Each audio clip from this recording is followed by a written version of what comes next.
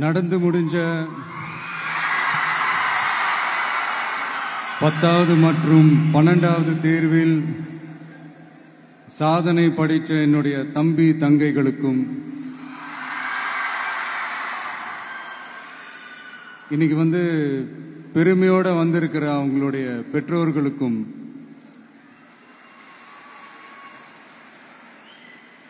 இந்த ஃபங்க்ஷன் இவ்வளவு சிறப்பா நடக்க காரணமா இருக்கிற என்னுடைய பொதுச் செயலாளர் மிஸ்டர் ஆனந்த் அவர்களுக்கும் மிஸ்டர் ராஜேந்திரன் அவர்களுக்கும் தமிழக வெற்றி கழகத்தினுடைய தோழர்களுக்கும்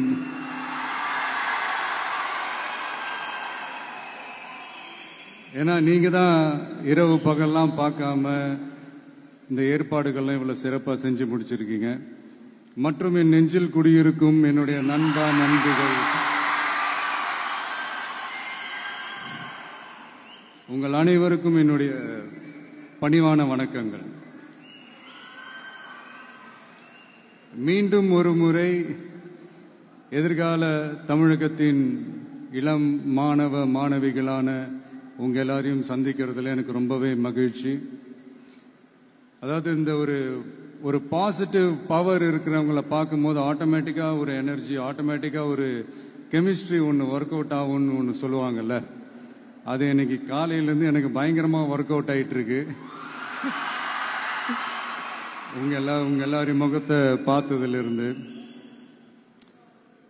ஸோ மை டியர் குட்டி நண்பா நண்பீஸ், இந்த மாதிரி ஃபங்க்ஷன்ல சின்னதா 2 நல்ல விஷயம் சொல்றதை தாண்டி வேற என்ன சொல்றதுன்னு எனக்கு தெரியல.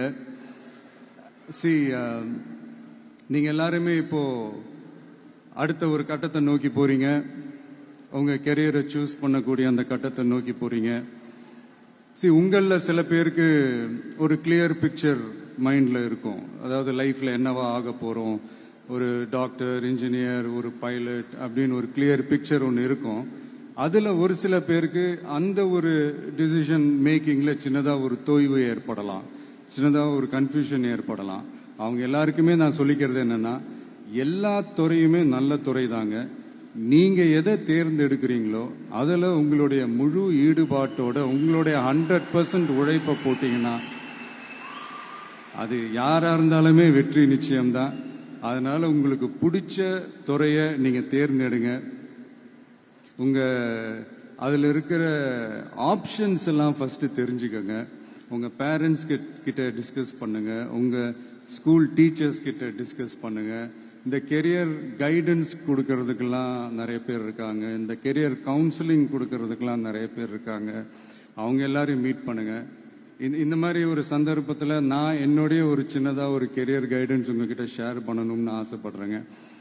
பொதுவா நம்ம ஒரு துறையை தேர்ந்தெடுக்கும் போது அதுல எவ்வளவு டிமாண்ட் இருக்கு அப்படின்றத நம்ம பார்ப்போம் இல்லையா. ஃபார் எக்ஸாம்பிள், மருத்துவம், பொறியியல் மட்டும்தான் நல்ல ஃபீல்டுன்னு சொல்ல முடியாது. இன்னும் சொல்ல போனா நம்ம தமிழ்நாட்டில் உலகத்தரத்துல டாக்டர்ஸ், இன்ஜினியர்ஸ், லாயர்ஸ் எல்லாம் அதிகமாவே இருக்காங்க. இங்க நம்ம கிட்ட என்ன இல்லை அப்படின்னா, இங்க நமக்கு எது இன்னும் அதிகமா தேவைப்படுது அப்படின்னா நல்ல தலைவர்கள்.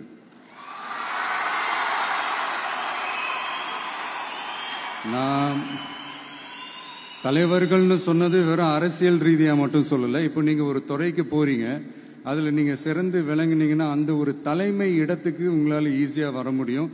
அதைத்தான் நான் சொன்னேன், இன்னும் நமக்கு நிறைய தலைவர்கள் தேவைப்படுறாங்க அப்படின்ட்டு. செய்திகளை உடனுக்குடனும் துல்லியமாகவும் தெரிந்து கொள்ள சப்ஸ்கிரைப் பண்ணுங்க.